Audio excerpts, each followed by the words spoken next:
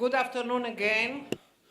We've gathered here to discuss Israel relations with its neighboring countries, the maize. And before we go into details, I would like to invite Chagai Tzuriel, who is the Director General of the Ministry of Intelligence. First, the threats and then the negative sides. Thank you.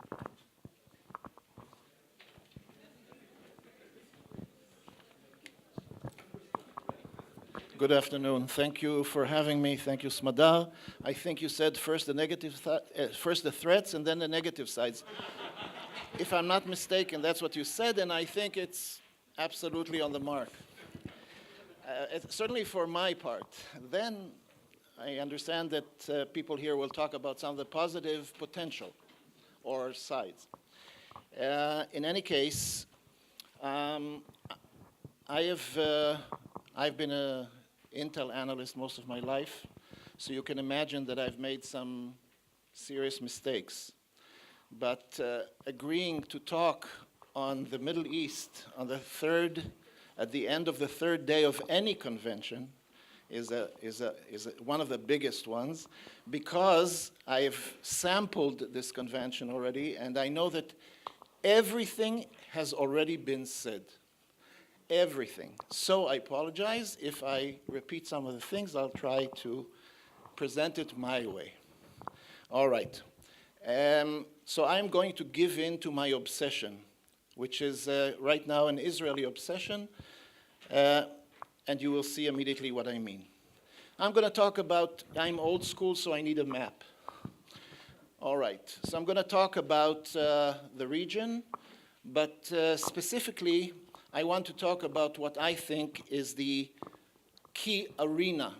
I think that has been the key arena for years now and continues to be the key arena in our region today as well, and that is Syria. And I will explain why I think Syria is the key arena. I think Syria is the key arena for two central reasons. One, because of the multitude of relationships and power balances that sort of coalesce or converge on Syria in the recent years. Relationships between superpowers, global superpowers, United States and Russia. Relations between regional powers like Iran and Turkey. Relationships between Arabs and non-Arabs, between Shiites and Sunnis, between opposition groups and the central regime, between minorities, specifically the Kurds and the regime, and between them and the superpowers. I think in the last, I'm sure the people here in the panel will correct me, but I think in the last years there hasn't been an arena where so many relationships have converged on one place. So this, I would say, is the first reason why I think Syria is the key arena. The second reason why I think Syria is the key arena is because I think what happened and what happens in Syria has influenced the whole region and the world already and continues to do so as we speak. What I mean is that if you look at what Syria has been exporting to the world, which is basically terror and immigrant refugees and terror, I think these have already changed to a large degree the social and economic fabric of its neighboring countries, specifically Jordan. And I think it has already changed or influenced to a large degree the political and social fabric of Europe and beyond. I think it wouldn't be far-fetched to say that what happened in Syria influenced the Brexit, influenced the elections in the United States, influenced the elections in France, and will probably influence the coming elections in Germany. So these are the two reasons. One, so many things converge on Syria, so many relationships and power balances. And the second, what happens in Syria has already influenced the whole region and I think the whole world. For that reason, I think Syria is the key arena. Now, if you accept this, and you don't necessarily have to, but if you accept that Syria is the key arena for these reasons, then what happens in the key arena is key. And if that is so, then I think the most important thing that has happened, not only I, people who have spoken here and everywhere else before me think that the most important development in Syria has been the strengthening of Iran and the Axis in recent times. And when I say the Axis, you all understand, of course, that I mean the Syrian regime, Hezbollah, and Shiite militias, which, by the way, have been playing a very, very important role in the region, both in Iraq and Syria and elsewhere in recent years. So the strengthening of Iran and the Axis has been the most important development in Syria. Syria is the key arena, hence this development has been, in my opinion, the most important development in the region. And if we look at that development, I think I would like to point at a few examples of what I'm talking about. One, basically I believe that almost all, if not all, the threats that we're talking about today somehow lead to Iran. But let me just mention a few developments in the northern arena, which have been mentioned already elsewhere. One, of course, is the building of this indigenous missile production and upgrade capability in Lebanon. And the other I would mention is the fact that we have Hezbollah sitting on the other side of the Israeli border in the Golan Heights. The third thing I would mention is the fact that Iran, as we speak, is deepening its hold, strengthening its hold on Syria, both militarily, but also economically. And the fourth, perhaps most important, well, to me, is the most strategic in a way, is what's happening in eastern Syria for a while now. Specifically, I would say that the most important place in the region strategically is the border between Syria and Iraq. That's my opinion, and I think it was in May when we all started to see Shiite militias with Iran behind them converging on the Syria-Iraq border from both sides of the border and taking control of that area. And I think that, for me, was a very important point, but I wasn't sure yet if I understood that this is a very important development, but I wasn't completely sure. And please show. But then, what convinced me finally that this is indeed probably the most important place in the Middle East is because this guy, Qasem Soleimani, started taking photographs, made sure that photographs of him and the militias were taken in the Syrian-Iraqi border area. So, and by the way, if you look at the person behind Qasem Soleimani, not behind, right here on the left side, he doesn't look Arab. So one can assume that he's probably an Afghan Hazara or something like that, Shia. We know that the militias are made of Afghans, Pakistanis, Iraqi Shiites, and Syrians. And so this is a good photograph. It tells a lot. But when I saw that Qasem Soleimani, who is the mastermind behind the master plan, serious guy, when he chose to take photographs on the Syria-Iraq border and put it out there, many of them, and call it a strategic victory for Iran, then I was more sure of myself that I am not the only one who thinks that the Syrian-Iraqi border is the most important place in the Middle East. Now, why is it the most important place in the Middle East? I would like to explain. One, because, of course, once the Shiite militias, with Iran behind them, take control of the border area between Syria and Iraq, this basically opens the road, in the full sense of the word, opens the road for the completion of the Iranian vision or master plan of connecting Iran through Iraq and Syria to Lebanon, with an overland corridor, of course. This is not, for me, this is not only a question of being able to move things from east to west. This is not, it's important, but it's not the only thing. I think by doing that, the Iranians are basically, this is where the strategic map of the Middle East is being drawn today. I think that line is the beginning of the delineation of the new strategic map of the Middle East, areas of influence of Iran and the others.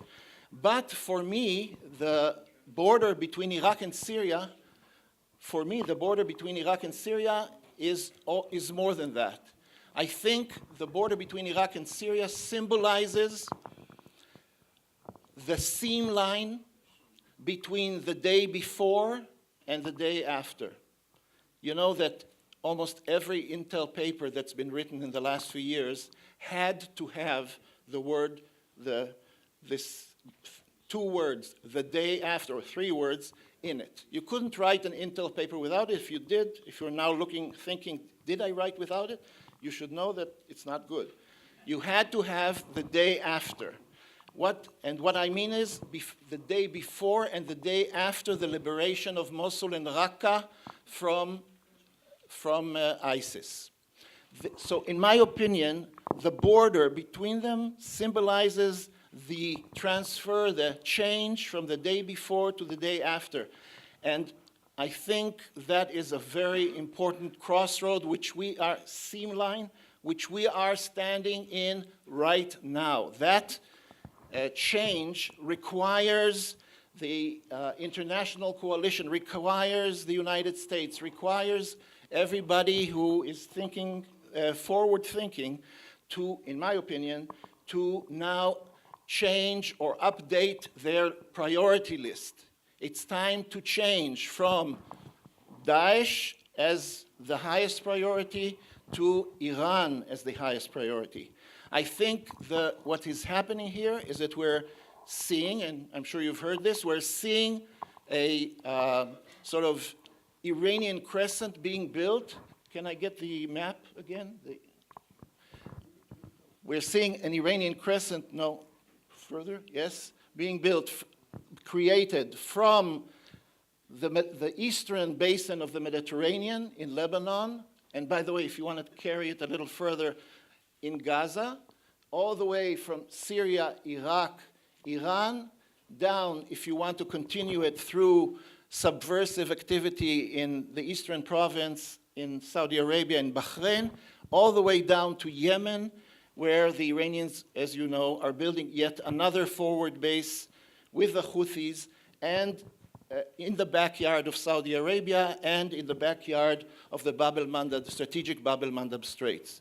So I think that is the absolute most important strategic development in the region. That's where we should keep what we should keep our eyes on. We should keep our eyes on the ball, and that is where it lies. And I think that if Iran, as you heard, we're very worried about this, but one needs to understand, if Iran bases itself in Syria, militarily, if Iran bases itself in Syria militarily, this would be a constant source of tension and friction, not only with Israel, but with the majority of Sunnis in Syria, with Sunni countries outside Syria, with Sunni minorities and communities elsewhere, China, Russia, and so forth and so on. This would be the outcome. So I am assuming that Russia wants to stabilize Syria. Maybe this is not correct, but this is my assumption. I'm assuming that Russia wants to stabilize its achievements in Syria, which are quite substantial. I think that if Russia wants to do that and understands, which I'm sure it does, the volatile potential of Iranian presence in Syria, then the Russians would have an interest in doing something about that. I think the United States understands, I'm counting on the United States understanding that what's happening in Syria is strategic, that it has implications for the whole region, not only for Syria, and that therefore the campaign for the region needs to be fought, I don't mean it necessarily militarily, but needs to be addressed in Syria as well.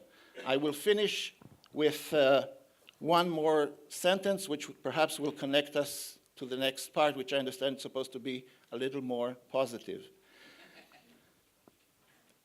Of course, there are many people who believe that this threat, this strategic threat that Iran poses, because it is common to us and to the Sunni countries, and because we have our assets, we have our capabilities, they know it, then this could be a good basis, or is already a good basis for cooperation with them. And I think perhaps what we're hoping for is that on the basis of a regional security cooperation, which perhaps exists one way or the other under the table more than over the table, we can build another layer of economic regional cooperation just under political regional peace, which does not seem to be completely around the corner.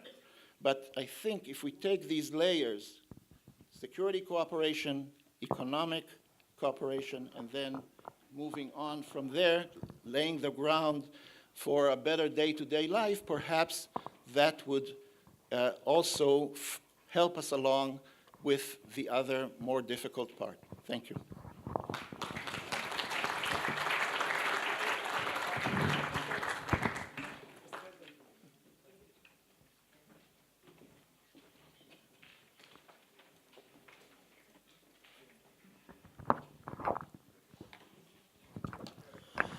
Well,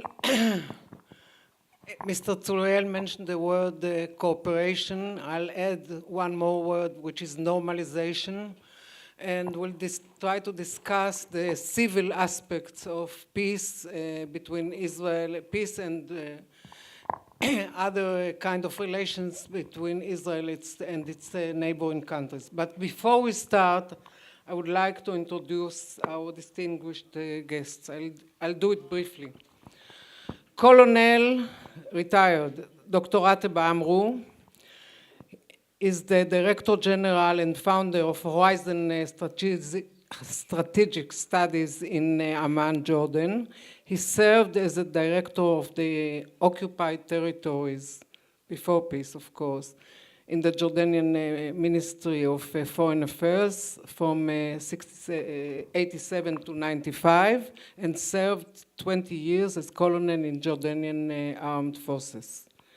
Dr. Nir Boms is a research fellow at Moshe Dayan Center at Tel Aviv University and the International Institute for Counter-Terrorism here at the IDC. He is a member of the board of the Institute for Monitoring Peace and Cultural Tolerance in the School of Education and co-founder of Cyber Dissidents Organization Network. Ambassador Itzhak Levanon. Ambassador Itzhak Levanon is an associate at the International Institute and Counter-Terrorism here also. Ambassador Lebanon, whom I know for many years, was senior at the foreign ministry in Jerusalem, and he served as an ambassador in Egypt and other countries.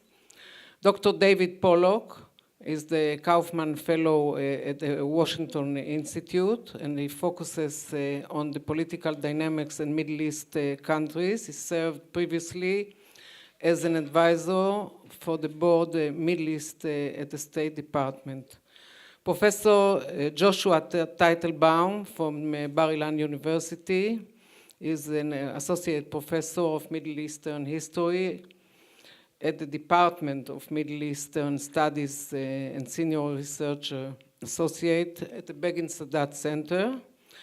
And last but not least, Meir, help me, Javedanfar, right? I'll never learn. I know him for many years also. He's an Iranian, first of all. Israeli lecturer, author, and commentator. He has been teaching Iranian politics at the IDC for the last 6 years. He is a co-author of Ahmadinejad's biography. Salute you. The Nuclear Sphinx of Tehran. Let's start. I did it briefly.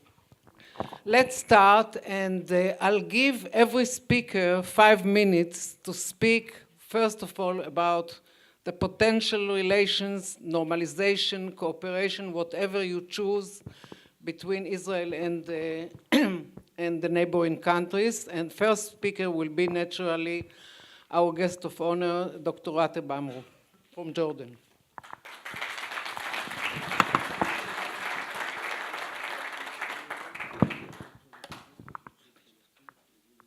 Thank you, Smadar. Thank you, gentlemen. I am so glad to be here and talking to these selected people.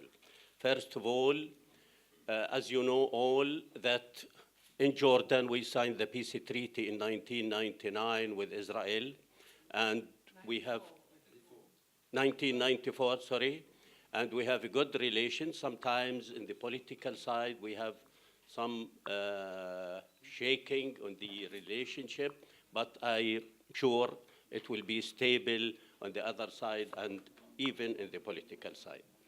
I'm trying to talk in this limited time about the free normalization between Israel and the Arab states. As you know all, that after the visiting of Donald Trump to the area, so many things has been changed. The attitude towards Israel also has been changed. The Arab, most of the Arab leaders start looking to Israel as a neighbor and as a friend, maybe in the coming future. And one of the main things that Donald Trump succeeded in, that he succeeded in identifying the enemy, which means that there is a mature enemy between the Arabs countries and Israel, which is Iran, ISIS, Al-Qaeda, and the other Islamic radical organizations. So let us say that there is something like this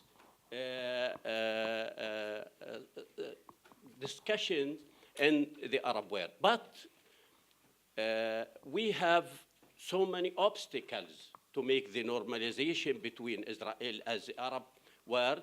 One of the main things that the Palestinian issue. The Palestinian-Israeli conflict is one of the main things that could be the main challenge towards the normalization with Israel. The problem that the Palestinian-Israeli is still in to and fro without solving the problem. The Israelis is trying to to stay or to occupy the Palestinian territories, and so without normalizing the situation with the Palestinians. How it comes, the Israelis is looking forward to normalize the situation with the Arab world. So one of the main obstacles that in Jordan we believe that the peace should be with all or with none.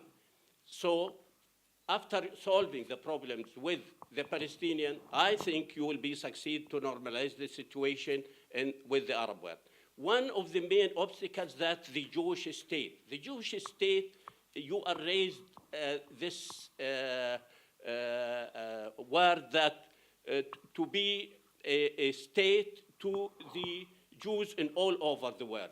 The question here raised, what about the ethnic in Israel?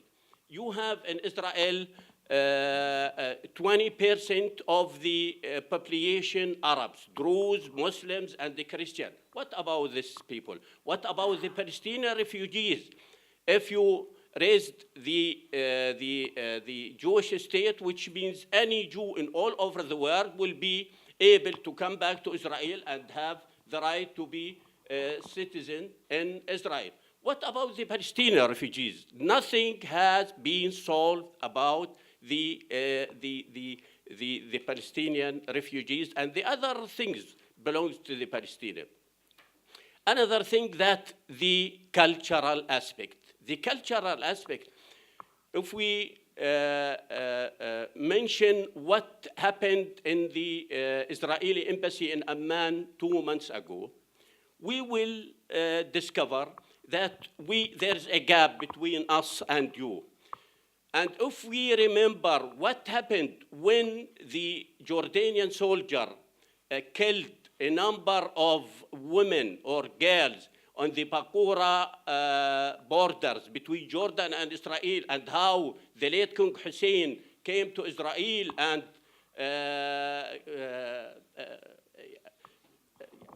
tried to make things as a king, as a man belongs to the Muslims and Jordanian and Hashemites.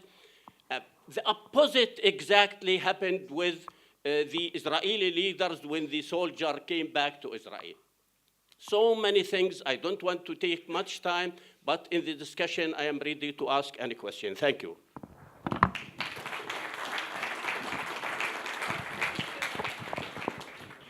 I must add that this incident, or the saddening incident which took place at the zone of the Israeli embassy in Amman is still open. And the embassy is closed, and the Israeli diplomats are in Jerusalem. And there are no signs that something positive is going to happen in the near future. I would like to move to the economic aspect of the relations between Israel and its neighboring countries. Who is volunteering? Who is volunteering to speak about the economic aspect of... Talk about each country, then. Okay, yalla.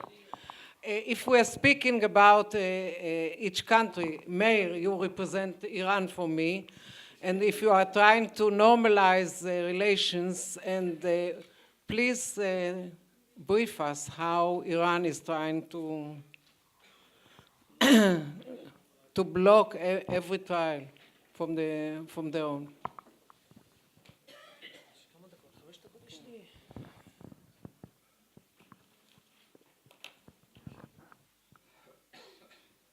First of all, before I start, allow me as an Israeli, Lieutenant Colonel Amro, to apologize for the behavior of our Prime Minister and the insensitivity which he showed to the people of Jordan recently, which has hurt our relationship.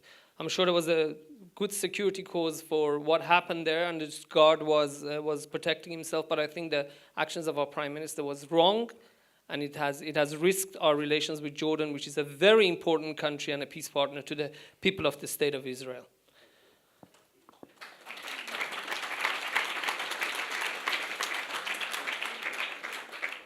I don't think Iran has ever been on the verge of making such a big mistake.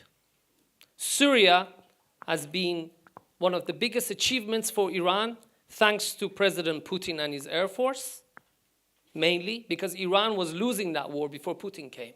Despite all the bluster, despite Mr. Qasem Soleimani, which in Israel some people believe he's a genius, I don't think he is. His soldiers were not doing well in Syria against the Syrian opposition, which were gassed, and they were still beating back the Syrian and the Iranian forces. His forces were not doing too well against Daesh until the American Air Force came and helped the militia, the Shia militia, score victories in Mosul and other areas. But I think the biggest mistake which Iran is making is coming to the border with the state of Israel. The Iranian regime in Syria could stay on its side or whatever it's doing with Bashar al-Assad, but it's choosing to challenge the state of Israel. And ladies and gentlemen, in Herzliya, and if anybody is watching in Tehran, the Islamic Republic of Iran is risking war with the state of Israel. I believe the chances of war today between Iran and Israel are 3 to 4 times more than they were during the negotiations for the nuclear deal, when every other day, Prime Minister Netanyahu was saying all options are on the table. In Israel, there was a very strong pushback against an attack on Iran's nuclear installation. But what we are facing in the future is a possible war between Iran and Israel, whereby majority of the people who were against attacking Iran's nuclear installations would back such a war. What is that scenario? The scenario is the following. An incident happens between Iran and Syria, between Iran in Syria and Israel, or between Iran and Hezbollah, which escalates to the point where Hezbollah starts firing its missiles. And that's the key issue here. In the last war in 2006, Hezbollah fired 4,000 missiles at the state of Israel. Do you know how many missiles Hezbollah has now? 120,000. That's 30 times more. Let's say Hezbollah fires 100,000 missiles at the state of Israel, and our Air Force, by some miracle, out of the 100,000, we stop 50,000. Do you know what it would take to stop 60,000 missiles? Let's say we do it. We pull the rabbit out of the hat. 40,000 missiles on Israel. We're looking at, God forbid, probably around 5,000 dead Israelis.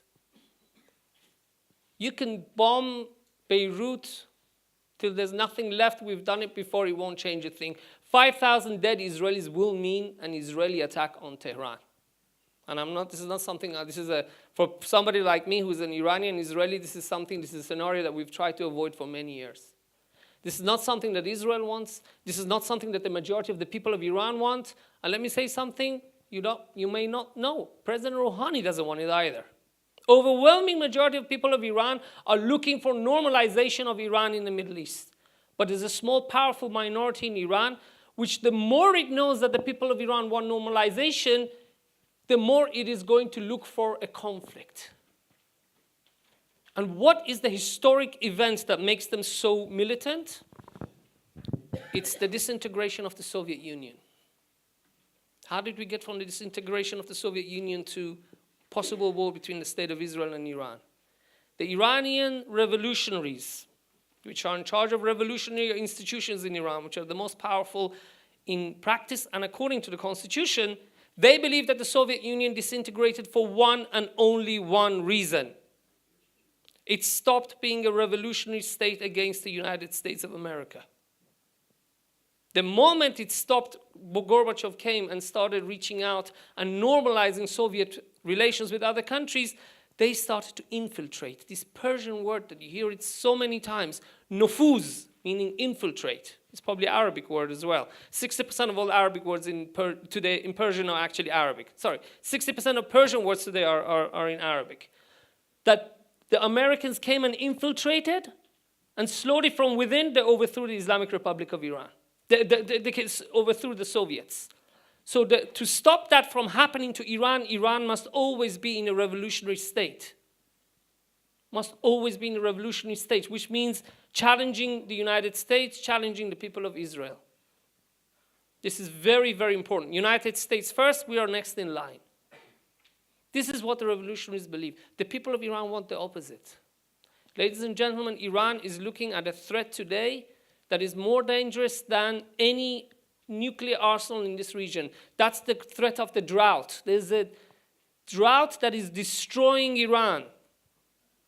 People want the government to focus on Iran, to focus on what is happening inside Iran. But the more people want the government to focus on what's happening inside Iran, the more the so-called revolutionaries will want to focus on challenging the United States and Israel. And this is where we could see Iran overreaching and a war could happen with the state of Israel over what is happening in Syria.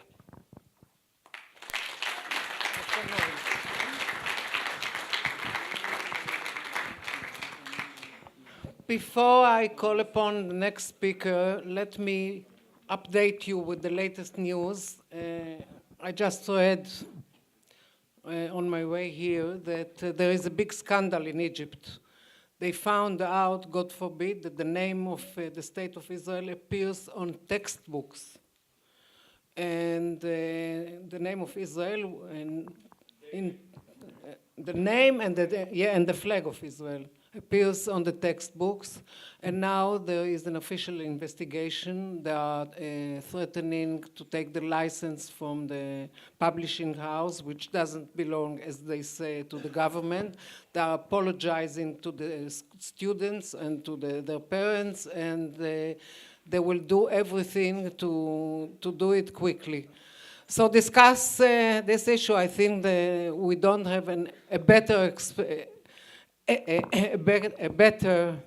experienced diplomat who is Itzhak Levanon.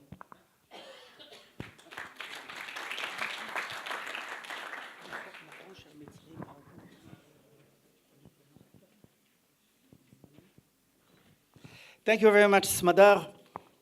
You know, when you spoke about Atakchi, I just asked, you know, Smadar, since my dear friend Colonel Rateb Amro spoke about what happened, the incident in Jordan with the security guy, at a certain stage, you know, in Egypt also they killed Attache, who was the security guy in Israel in the embassy.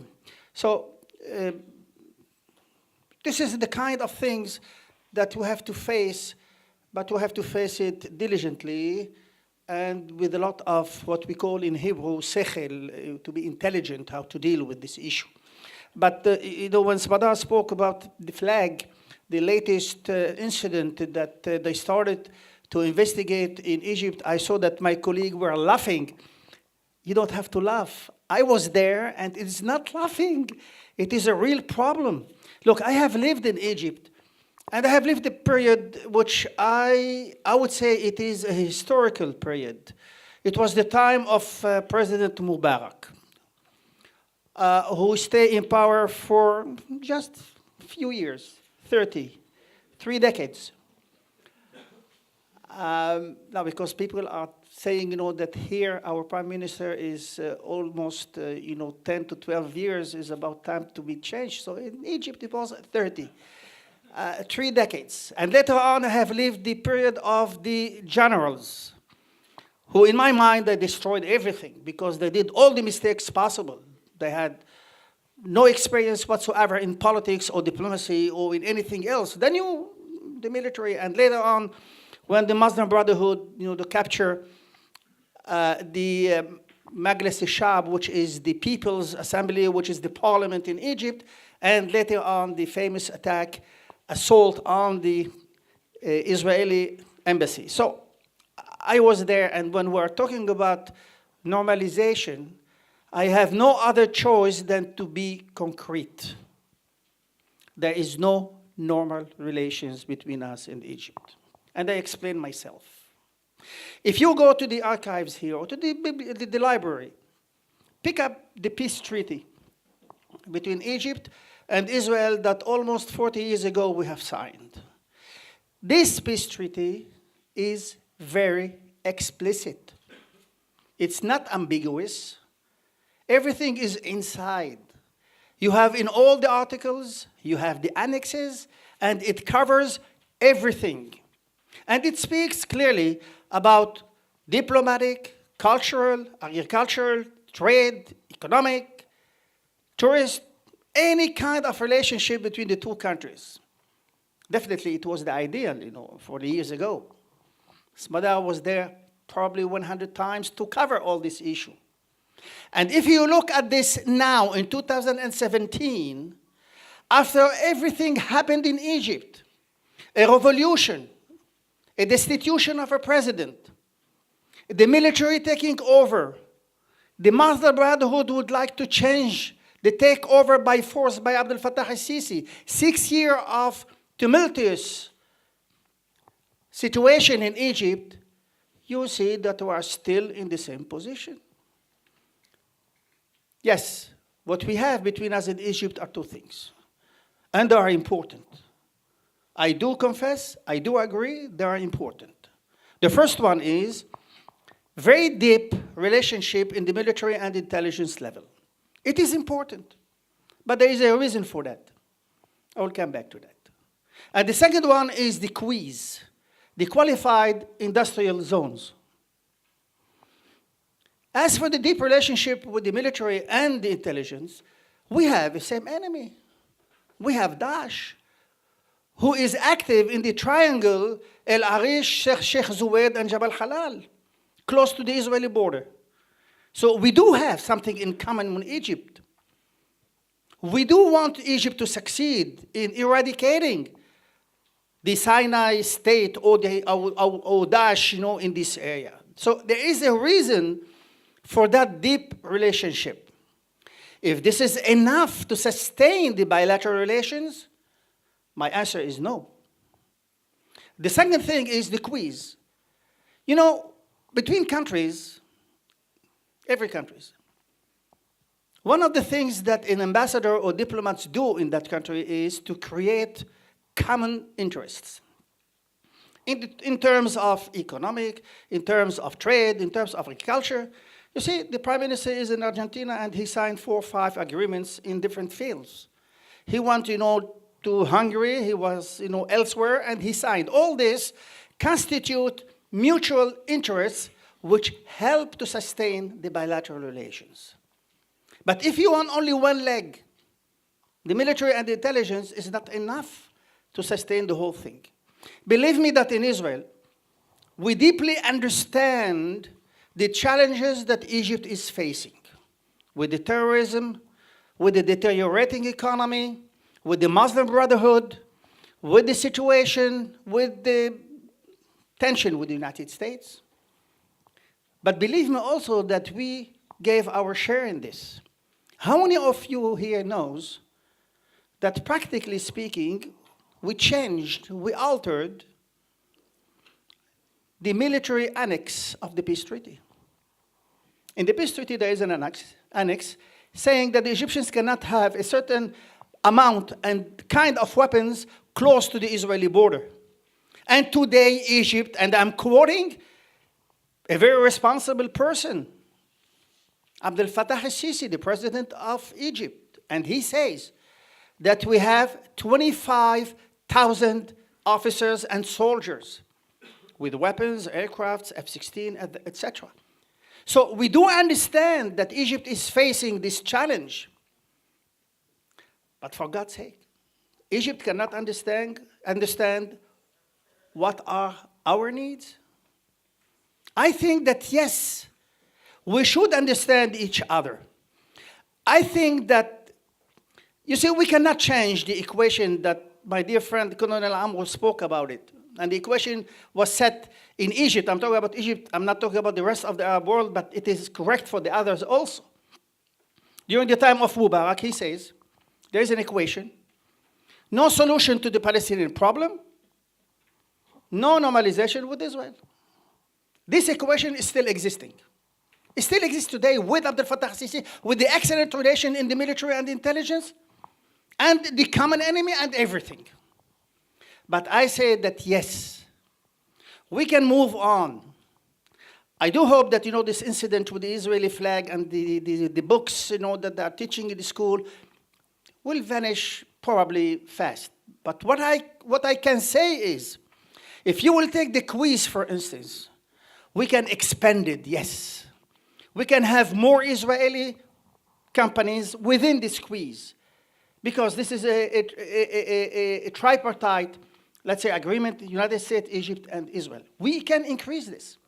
We can do things, for instance, and not call them normalization. Something that if I'm not a chutzpah, I think that Smadar suffered from this. The Egyptian can open the door to give the Israelis more visas to visit Egypt. This is not normalization. This is just a decision taken by the foreign minister, by the Minister of Interior, and to give more visas to the Israeli. So there will be more Israeli visiting Egypt. There will be more income in Egypt and more tourists in Egypt. This is not normalization.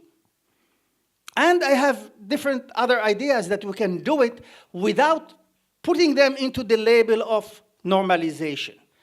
In sum, I think that we have good relations with Egypt.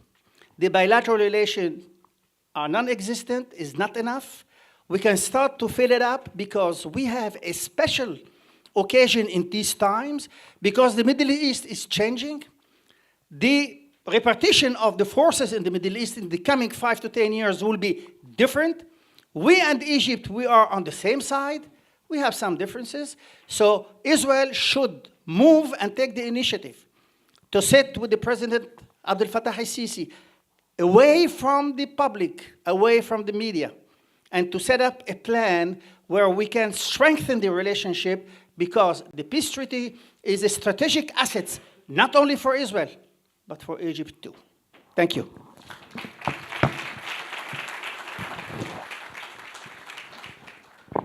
Let's go to a relatively new player in the region in the Israeli eyes, which is Saudi Arabia. In 2002, the late Deputy King, Abdallah, exposed his peace plan with Israel, which says, it's a very simple equation, which says total withdrawal to the border, the 67 borders, and in return, Israel will have full peace, full relations, full normalization with 45 Arab countries. I think both sides, two parties, lost trust in each other. Israel doesn't look as if they take seriously the peace process with the Palestinians. The Arab countries lost hope of pushing it, but now there is a new player, and Saudi Arabia is more and more looking, it has an image of a new face, the young Deputy King, and his big plan or big horizon for 2030. But I would like to mention that Israel, since 2002, hasn't responded to the Saudi peace plan. Professor Teitelbaum.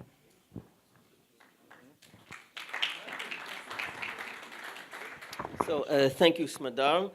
The Middle East is in a state of flux, probably the greatest, as much flux as the greatest state of uncertainty since the end of the Cold War.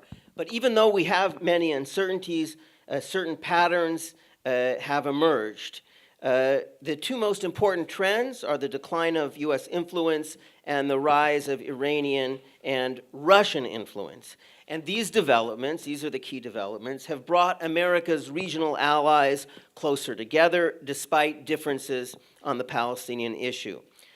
By way of background, we should note that the Gulf countries never truly shared the anti-imperialist, Arab nationalist narrative of the Arab core states, the narrative of Abdel Nasser and the Ba'ath Party. These are states with a heavy tribal component to their identity, in which this new Arab identity never played a major role. Even as far back as the 1960s, the Saudis did not shy away from calling on the Mossad to help resupply Saudi-supported Yemeni royalists in their civil war with opposition Egyptian-supported Republican forces. This was codenamed, this operation in which the Mossad dropped arms shipments in Yemen was codenamed Operation Sauce, Mivtza Rotev, perhaps after the spicy Yemeni hot sauce schuk. American retrenchment has caused great regional concern. Syrian red lines were not red lines. Iran has carte blanche for its subversive activities. So this has led the regional actors to take more independent initiative. Israel has reached understandings with Russia about attacking targets in Syria that are helping Hezbollah, as it did Thursday night. Prime Minister Netanyahu has visited Moscow several times to discuss this. Saudi Arabia entered the Yemeni civil war, an unprecedented and bold step. Now, according to foreign sources and according to WikiLeaks, Israel and Gulf intelligence officials have been sharing information. Gulf leaders and citizens have come to Israel for medical treatment, and Israeli businesses operate relatively freely in the UAE. Both Israelis and Saudis, with close ties to their respective governments, meet often. Now, by the way, I have trouble believing the recent reports that the Saudi crown prince visited Israel, first because I can't see why he would find it necessary, and secondly because the Qatari press said it was the Saudi crown prince who visited, and the Saudi press said it was actually a Qatari royal. So each side sought to besmirch the other by claiming that Israel had been visited by one of the other country's officials.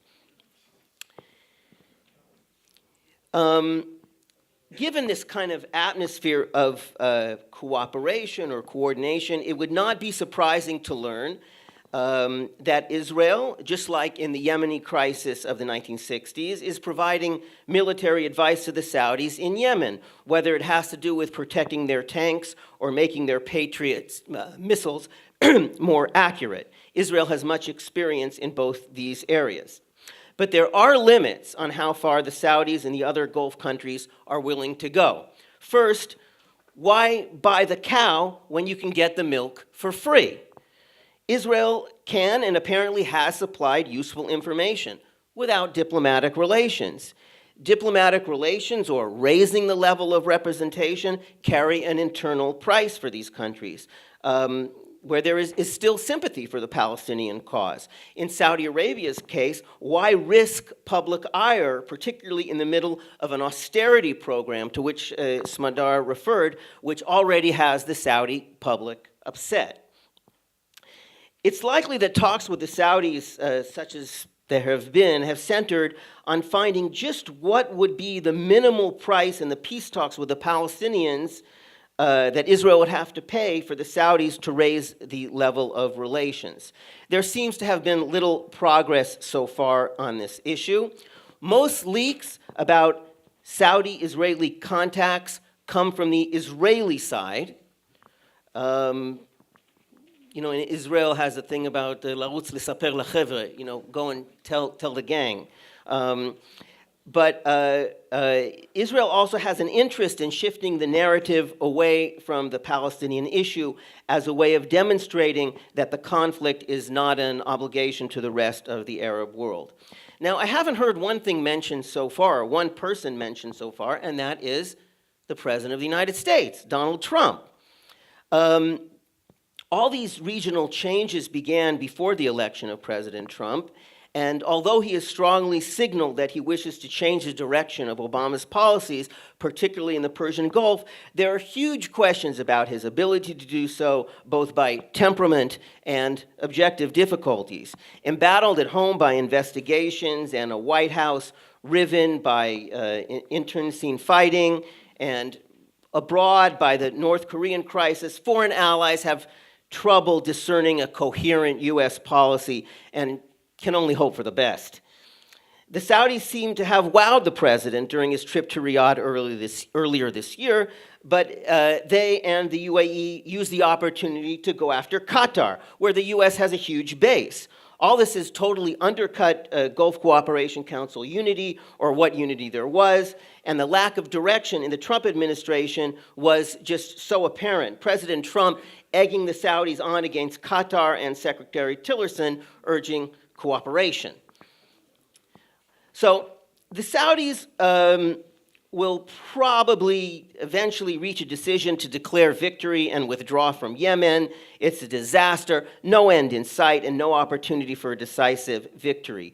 Saudi Arabia is looking at ways out of the Iranian stranglehold by courting Shiites in Iraq, particularly Muqtada al-Sadr, who visited the kingdom last month. Covert relations with Israel will continue and likely increase, as will independent initiatives by several Middle Eastern actors. A year or two ago, we were talking about the demise of the Middle Eastern state. Everyone remember that? It appears that the news of the deaths of these states was premature, or at least the jury is still out. The Syrian state will remain, and it has survived a grave crisis. The same goes for Iraq, although we await the outcome of the Kurdish independence referendum on September 25th. But real questions remain, for instance, about the future of the Yemeni and the Libyan state. On the Israeli-Palestinian front, matters continue to be static. The Palestinians are preoccupied with a post-Mahmoud Abbas era, with Hamas and Mohammed Dahlan jockeying for position and courting Egypt. There are no Palestinian concessions on the horizon. The Israeli government is a right-wing one, and therefore the prime minister has few incentives to move forward on the peace process and pay the political price necessary. And meanwhile, Israel prospers and the BDS movement is failing. Now, international relations hate uncertainty. The situation in Washington radiates uncertainty. Matters will remain in flux until things become clearer inside the Beltway. The U.S. has yet to devise a clear strategy on how to confront Iran and Russia in our region. Until then, local actors will have to stick out their necks and look out for themselves, including more regional cooperation. And this may eventually reach a discussion, which Smadar alluded to, on the Arab Peace Initiative, but my time is over.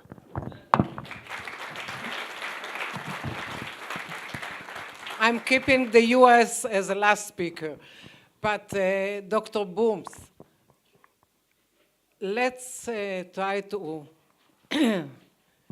explore the role of media, the role of other elements in this relations between Israel and the neighboring countries. I'm speaking about media in Israel and media in the Arab countries, and what's blocking the relations, if not, if you find something else. Okay, well, I'll try to tackle that with the 5 minutes. You know, it's getting to be a very uplifting panel here. And, you know, since I deal with Syria, it's not a very uplifting thing, looking at the conflict that's killed 700,000 or so. But perhaps if we're trying to find at least an angle that is a bit different, perhaps rather than speak about S-300, I'll speak about S-98. Anyone knows what S-98 is? S-300 is familiar?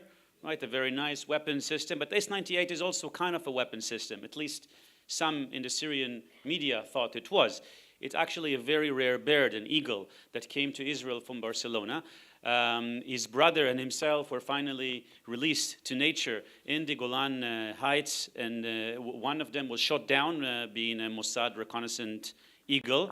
The other one, after some months, was actually also injured, but fortunately enough was captured by one of the militia leaders in the south of the Golan who loved birds, but also understands something about what's happening within a very different reality that is taking place in the Golan Heights. One of the stories associated with this is taking place exactly a week ago at the same time when another type of bird, at least we heard, was bombing a certain factory in the area of Maisaf.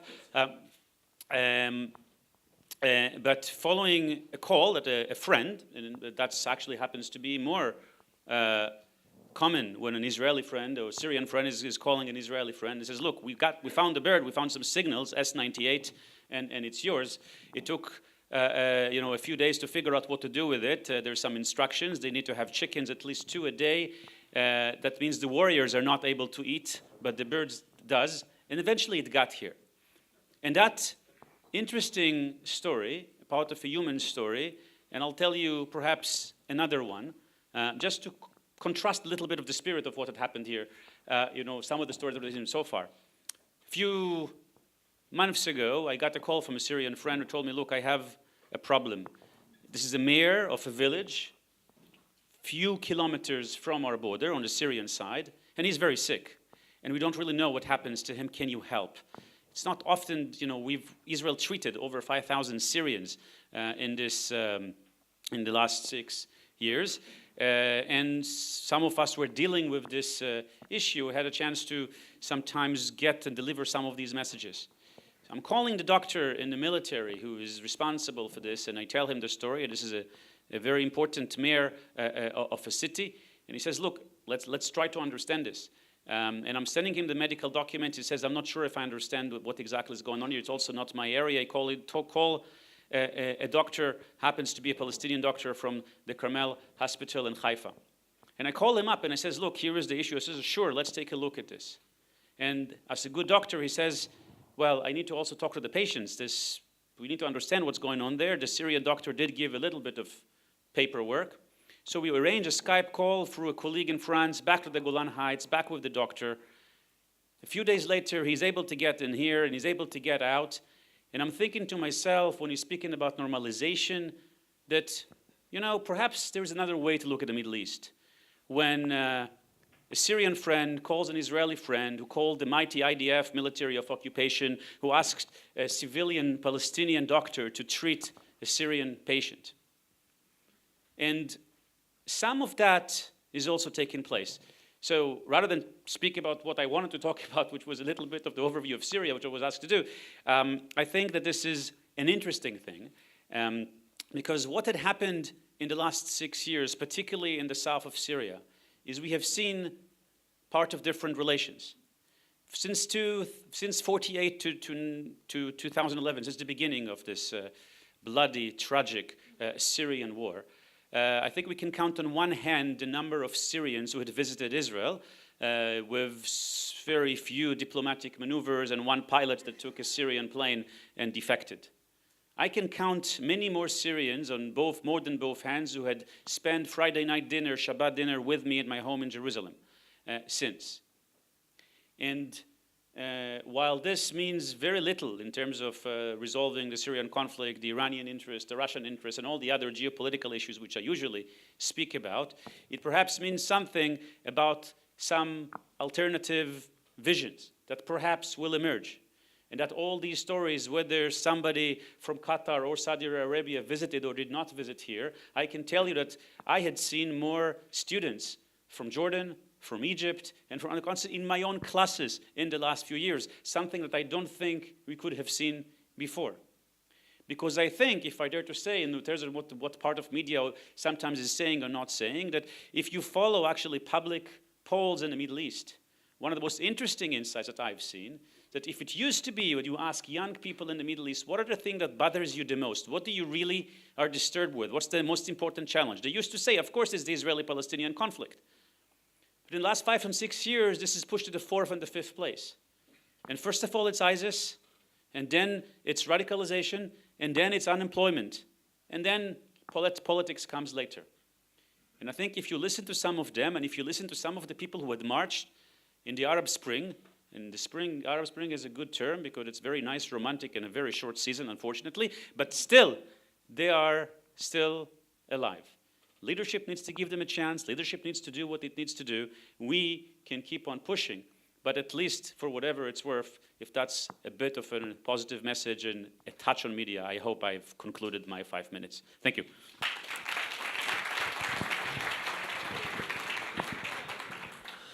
To wrap up this round, I would like Dr. Pollock to join us and say whatever you choose to say about an American role in this complexity. All right.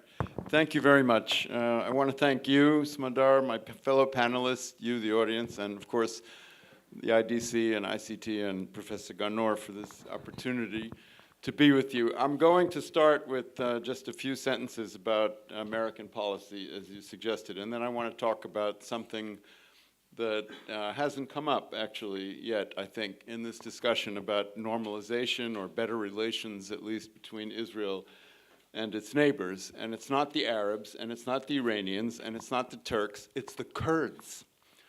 Because, as my friend Joshua Teitelbaum mentioned, in just a few weeks there's going to be a referendum in Iraqi Kurdistan about possible independence from Iraq for that ethnically distinct region. I'm going to be there. I was invited to observe the referendum, and I'll be happy to report back to you after it's over. But I want to say a few words today about Israeli relations with the Kurds of the region, which I think is very interesting and important. And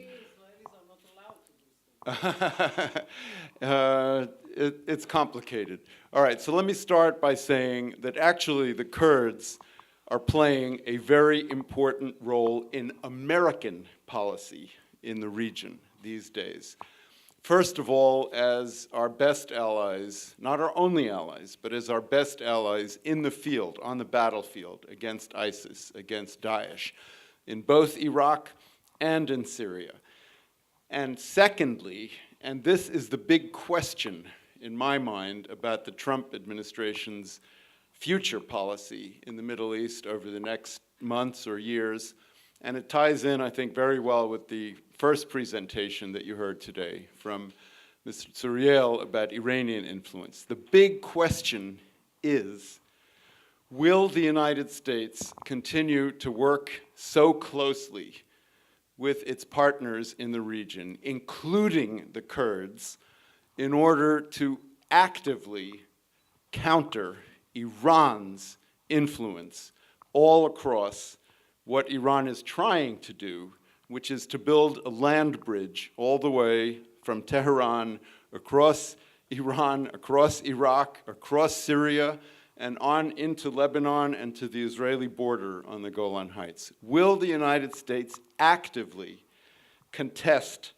that challenge by continuing to support in a real way, not just with slogans or UN resolutions or statements from Washington, but with military support and airstrikes if necessary, and active diplomacy? Will the United States continue, for example, to back the Kurds in Iraqi Kurdistan after they vote for independence in this referendum on September 25th, and face the threat of Iranian retaliation for that attempt at self-determination, which Iran sees as directly contrary to its own interests in the region?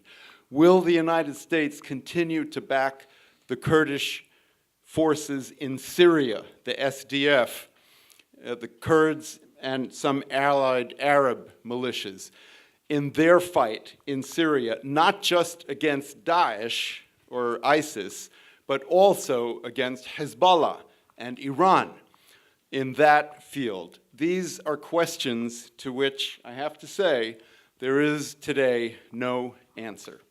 But the answer to these questions, and in my best guess, the answer will be yes. The answer will be positive. The United States, because the Trump administration, unlike its predecessor, is more committed to working with our traditional allies in the region, to bringing those allies, including Israel, and other countries and other ethnic groups in the region together in order to confront not just terrorism, but also Iranian threats. I think the Trump administration will fulfill this potential.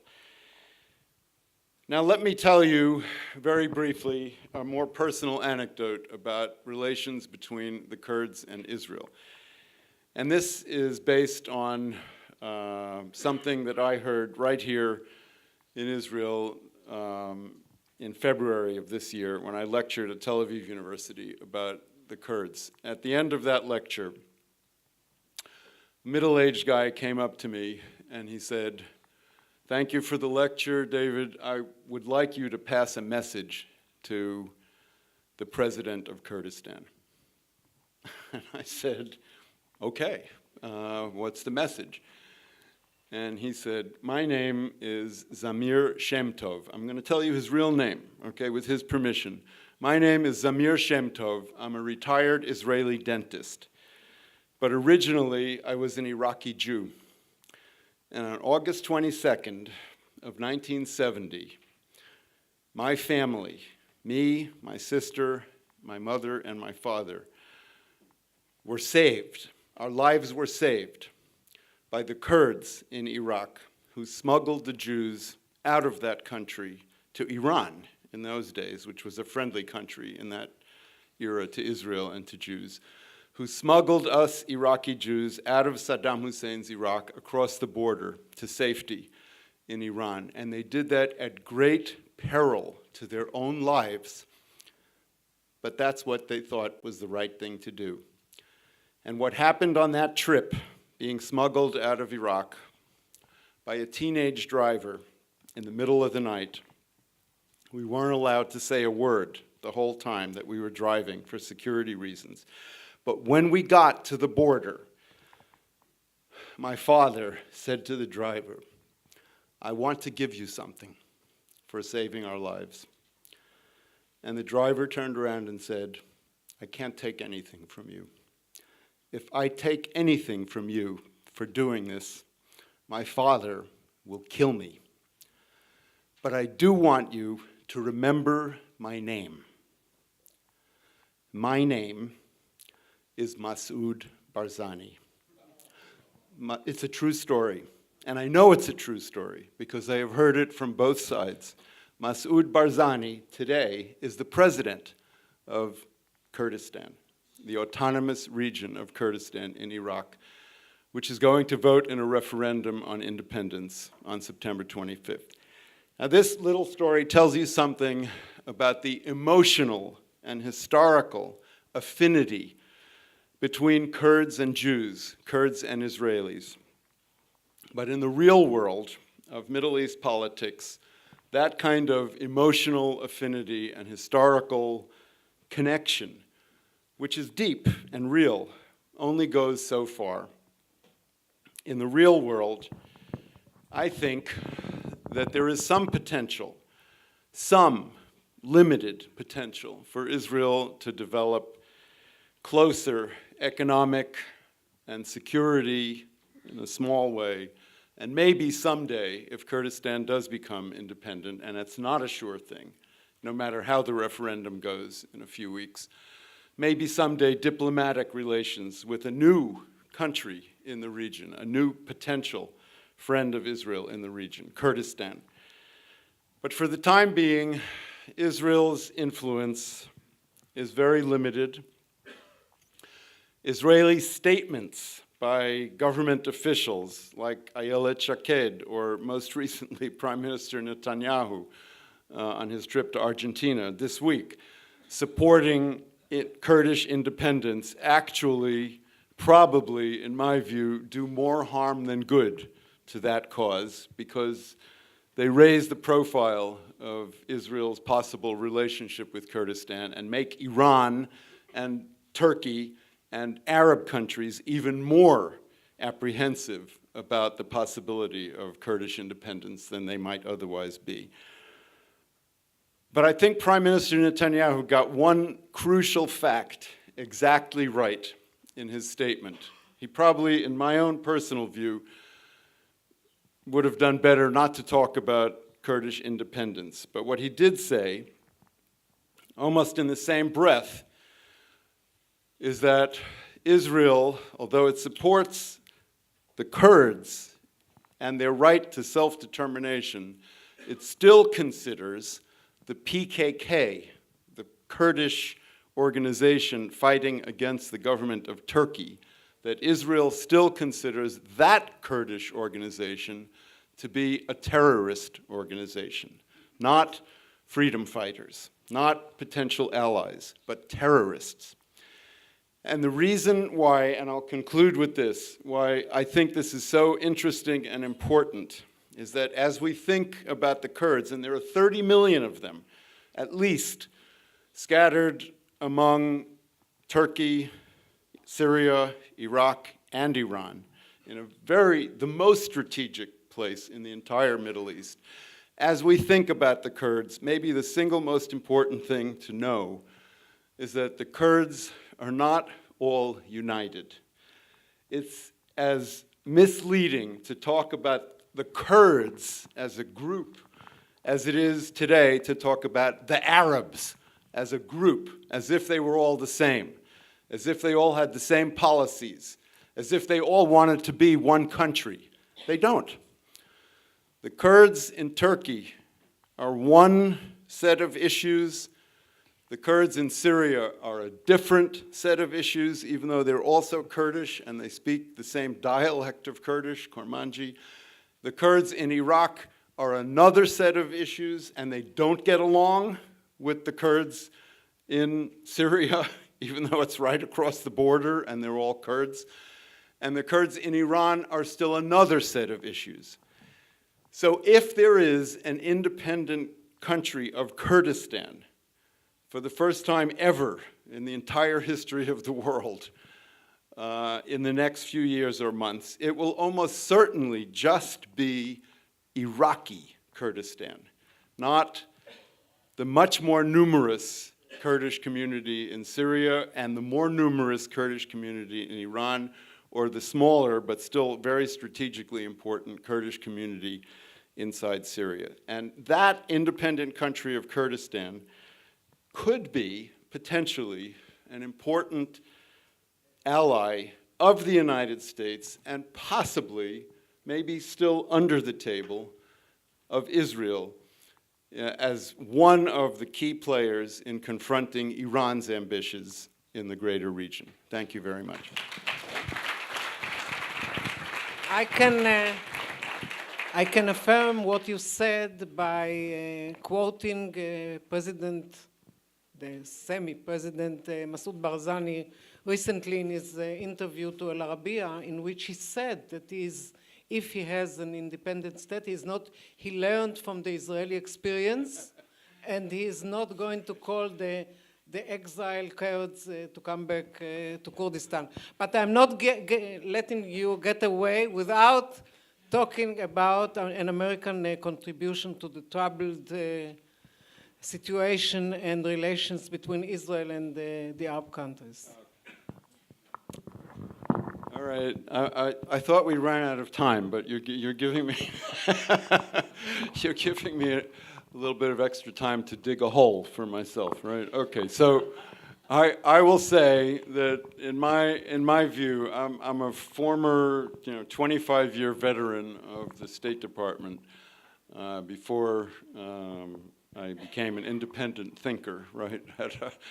And I will say that in my own personal view, the United States actually does not have a plan yet for how to... Right, as if you didn't know. Okay, so I'm just confirming what in my own view of what you already know or think you know.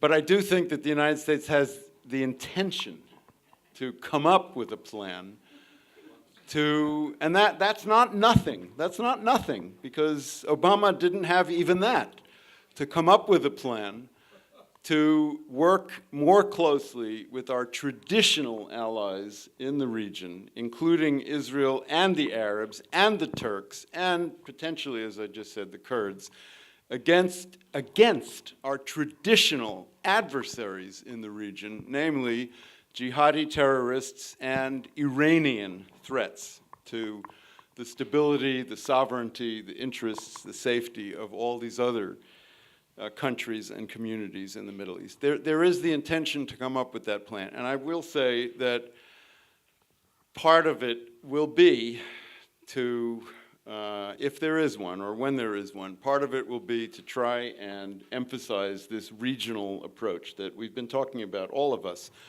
which is not simply to look at Israel and the Palestinians as the top priority or the only important thing or the first thing that has to be solved before anything else. No, to try and bring other Arab countries, and maybe other countries too, non-Arab, from the region into a broader process of improving relations. Maybe not a deal, a final peace agreement, but improving relations with each other, which would also help American interests. And the one thing I want to say, one last thing, and with great respect to, and I think particular interest perhaps to our Jordanian colleague on the panel, is that what I just found, and this I haven't even published this yet, so you're hearing it for the first time. What I just found in a public opinion poll that I sponsored in Jordan is that this idea of a regional approach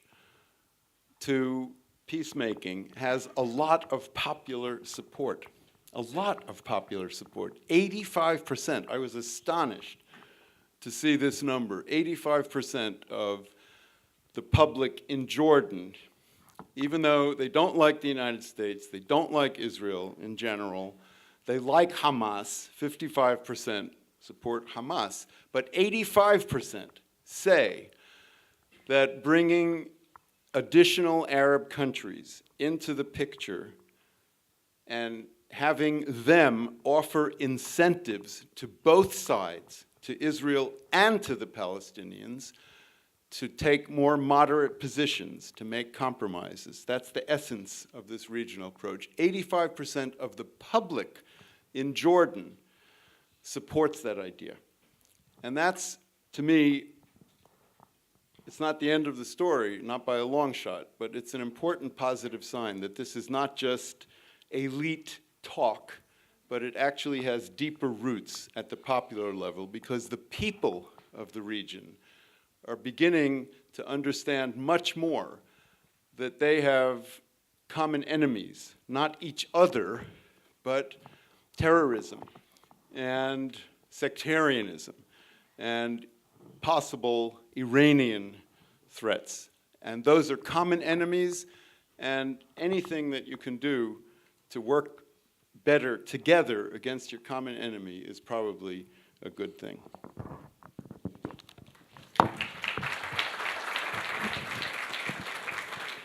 So I have an idea for your next poll, which will be which countries will volunteer to put their feet into the deep mud of the peace efforts and the peace process. I think we are going to conclude, and I have to say that there are two simultaneous sessions next, and information on the side that should be somewhere, and thank you very much.